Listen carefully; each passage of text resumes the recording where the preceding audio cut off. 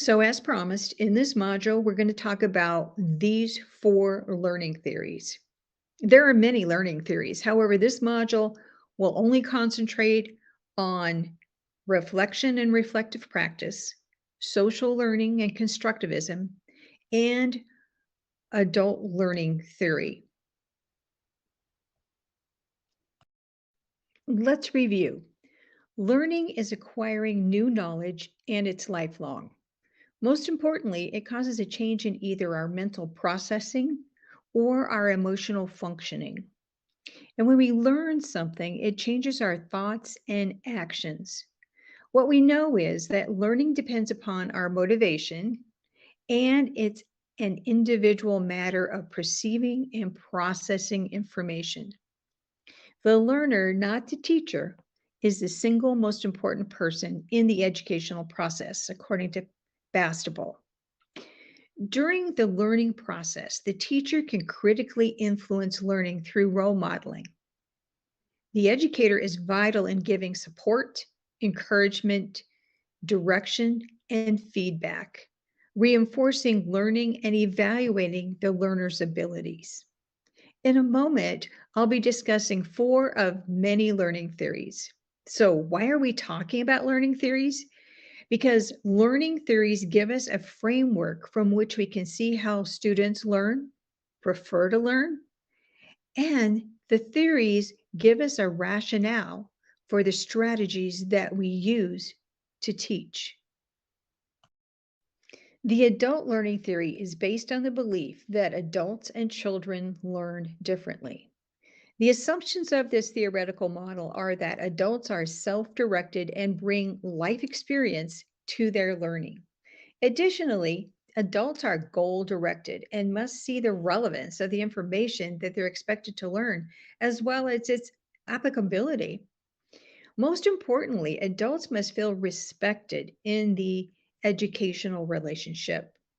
The model recommends preparing the learner as a first step, which is why giving clear explanations for the rotation and each clinical day is so important. The great thing about the clinical experience is that the students can actually see the relevance of why they are there, right? So therefore, it becomes very important also to bridge the classroom with the clinical experience to strengthen this relationship, didactic to clinical.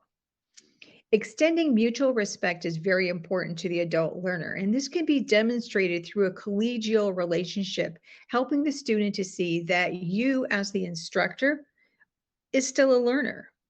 Students often think that we know it all, and novice instructors often think that they should know it all. But I want to assure you that we know that is not true. And it's okay to let students know when you don't know the answer, because your role is as a role model. You can admit you don't know, but here's what I suggest. Tell them, let's look it up, because now you are demonstrating appropriate professional behavior. If you don't know something, you look it up. We know as experienced nurses that we know much more than most novice students, but we can never really know it all.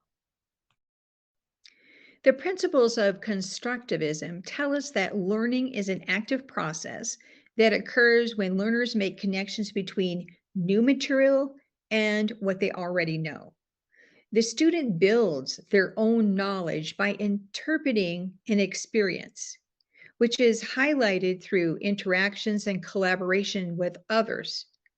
So constructivist theory or constructivism is a learning model that empowers students to learn through their own guided experiences and then to think and reflect about the experience.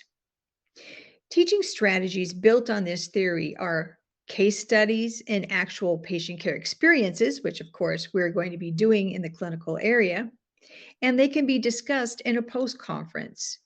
Students can be paired for an activity and then they can share what they learned together. Simulation is an excellent example of using constructivism. And this theory could be applied to you right now. You're building upon your own past experiences in nursing education as a student, and perhaps as a preceptor.